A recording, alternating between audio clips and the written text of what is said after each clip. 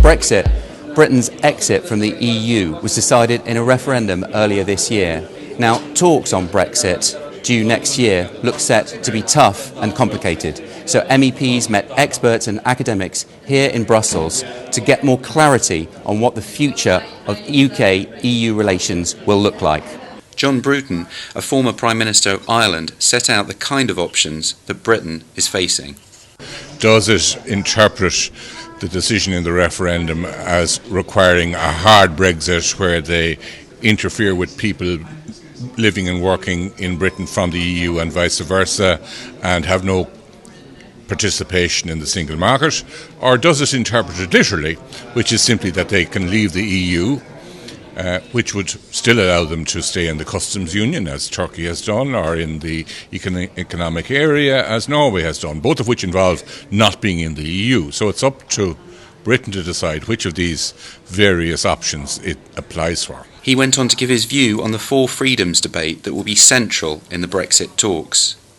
I think it's not really logical to contemplate having capital free to move across borders and people not free to move across borders. And I can fully understand why the EU negotiators are insisting that the four freedoms go together, they're not to be separated. MEP Paulo Rangel is the EPP spokesperson on discussions about the future of Europe and chairman of the European Ideas Network, which organised this event. He was pessimistic about the upcoming negotiations.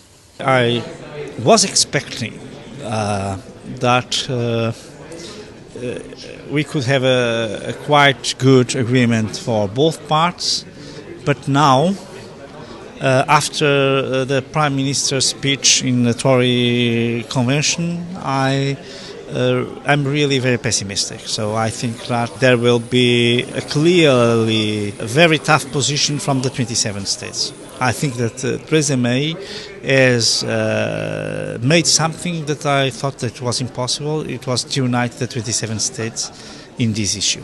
Mr. Rangel also attacked the Conservative Party for its idea to compile lists of foreign citizens in companies and universities.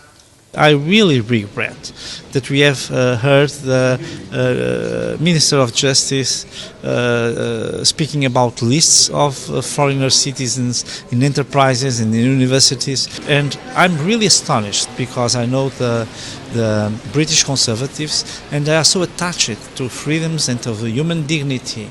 So these values and principles are so important for them that this kind of lists, they seem the Erdogan's list.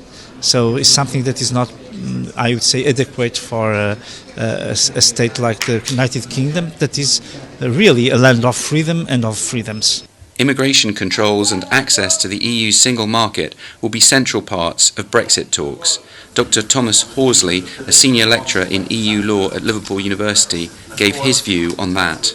There's not a doubt that the immigration issue is a red line, if you want to use that language, for the UK government.